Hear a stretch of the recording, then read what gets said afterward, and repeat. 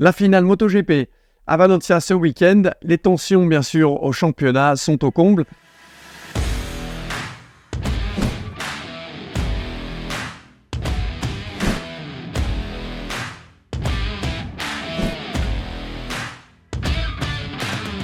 Pecco Bagnaia a réussi à creuser un petit écart donc, suite à la course au GP du Qatar. 21 points d'avance en arrivant à Valencia, mais tout va se jouer ce week-end. Alors Pecco, il va avoir une première balle de match pour la course sprint. S'il gagne la course, Martin doit impérativement finir second pour garder l'espoir donc d'aller chercher cette couronne en Espagne.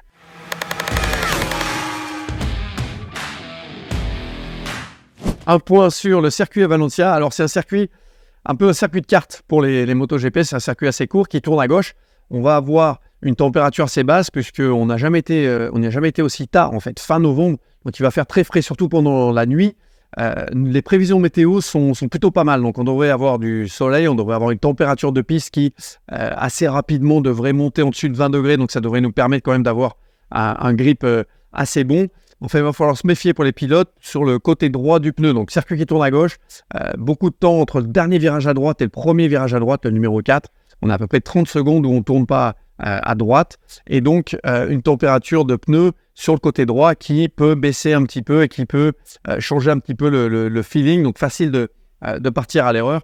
Cela dit, le soleil devrait sortir. Et avec les courses, donc le sprint et la course de dimanche qui sont un petit peu plus tard dans l'après-midi, on devrait avoir des températures assez correct pour donc assister à ce ultime bras de fer entre Pecco Bagnaia et Jorge Martin.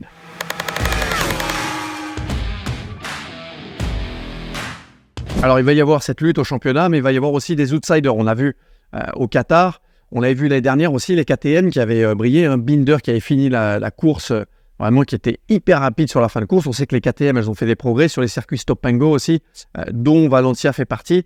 Donc les KTM, je les attends en grande forme. Miller aussi, c'est un circuit qu'il apprécie beaucoup. Brad Binder, donc avec la vitesse qu'il a en ce moment, je pense que ça va être des vrais clients pour la victoire. On a aussi les Ducati privés. On a un Luca Marini, par exemple, qui a vraiment brillé avec 2 podiums au Qatar.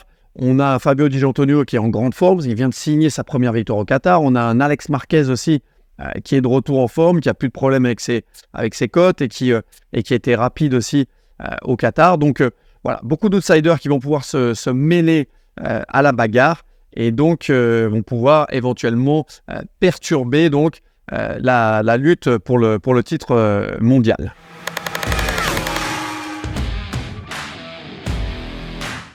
Du côté français, je pense que ça ne va pas être facile. Alors Fabio, il avait fait une belle course l'année dernière. Fabio Quartararo qui avait fini 4e.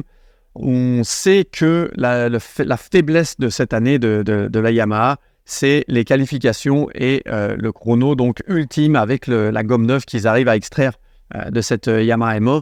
Le problème de Valencia, c'est qu'avec une mauvaise qualification, c'est vraiment une énorme pénalité puisqu'il est très difficile de doubler sur ce circuit. Donc je pense que ça va être une mission assez difficile pour Fabio et une mission difficile aussi pour Johann Zarco qui, pour sa dernière course donc avec Ducati, avant de passer on va le voir donc sur la Honda, tout de suite après la course, après ce dernier GP. Voilà, Johann Zarco et Fabio Quartararo qui vont vouloir bien faire et on l'espère finir en beauté cette année.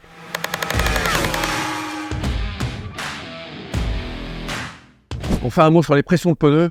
On a énormément de pilotes qui ont utilisé leur avertissement. Donc ça veut dire que la prochaine pénalité, ça serait une pénalité de 3 secondes.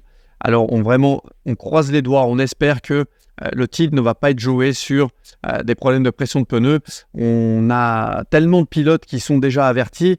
Ça peut, même si les protagonistes, même si Pecco et Jorge Martin n'ont pas de pénalité eux-mêmes, s'il y a des pilotes intercalés, ça peut aussi rentrer dans la donne. Donc voilà, vraiment tous les doigts sont croisés pour qu'on n'ait pas de pénalité à Valencia. Je pense que le risque est assez faible puisqu'on va avoir des températures assez faibles et normalement ces pressions de pneus avant elles montent exponentiellement quand il fait très chaud. Donc ça ne devrait pas être un problème et on espère que le titre va pouvoir être joué sans ce problème-là.